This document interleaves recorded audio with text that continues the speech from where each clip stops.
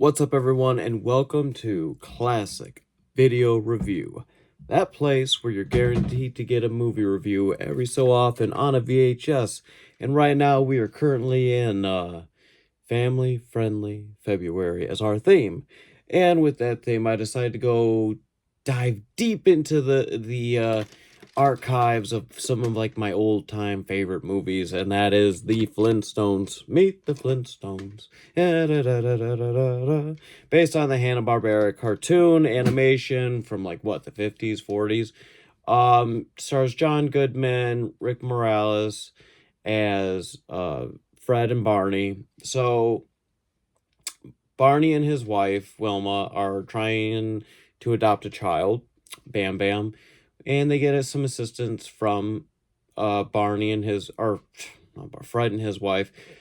And, at first he's, super strong and mischievous and dangerous, and eventually he warms up and, wants to be a member of the family. And in return, at the place where they work, Fred and Barney, they're doing a test to kind of see like where are the employees, not knowing that whoever scores the highest is going to get this executive position. And so Barney switches the test, and Barney actually had scored the highest overall, which ended up giving Fred this executive position. He's now making lots of money, getting all these perks. Unbeknownst to him, the bad guy from Fallout is embezzling, creating a scheme, and having Fred sign all these papers so he can take the fall for it.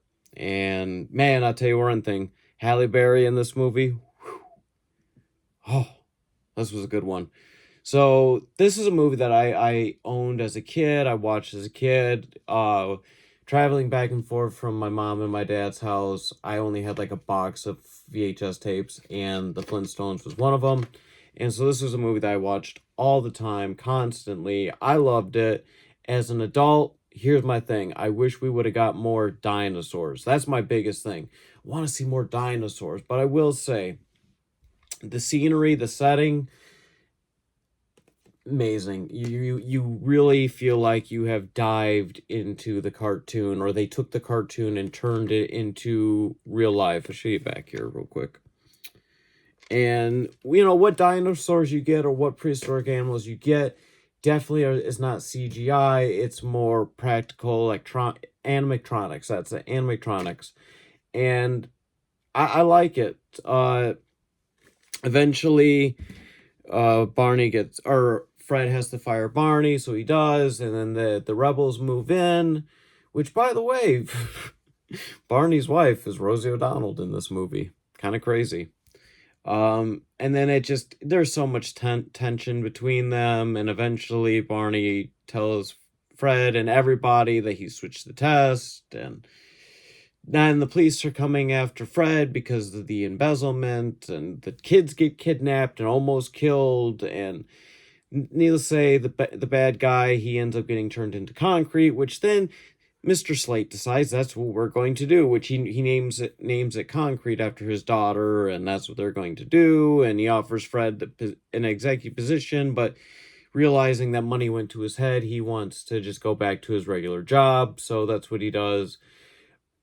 It's not a bad movie. It's a pretty good movie. When you think about the Flintstones, it's kind of a hard one to bring to life in a live action form. I don't know if they could do it today, which honestly, I don't know if there's much want and need, if there's much of a demand anymore for the Flintstones. I mean, in the 90s, sure, I can see it, but nowadays it's been so far removed. I don't know necessarily if there's a target audience, if there's an audience that's wanting it.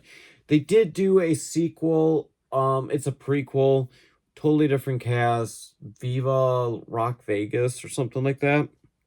I never cared for it. I think I watched it once. Wasn't for me. This one I've always loved. Now thinking about it as an adult, Rosie O'Donnell casting in it,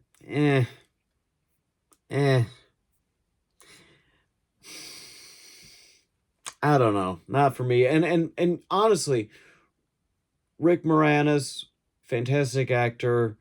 He played the role as good as you could do, staying true to the source material. But for me personally, when I hear him and see him, yeah, he's got the voice kind of, but he just the look. And then I was thinking, like, who else could play that character? Who else could have played Barney? And I don't have anyone that comes to mind, because to me, John Goodman, perfect Fred at that time period in his career and his life and his look. Perfect. But who would you match him with? That's a tough one.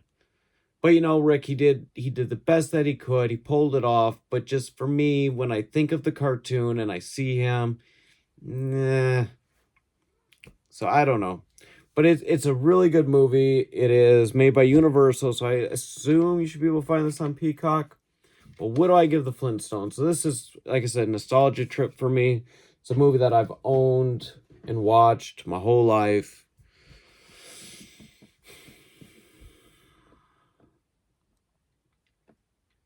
I'm going to give it a 3.5.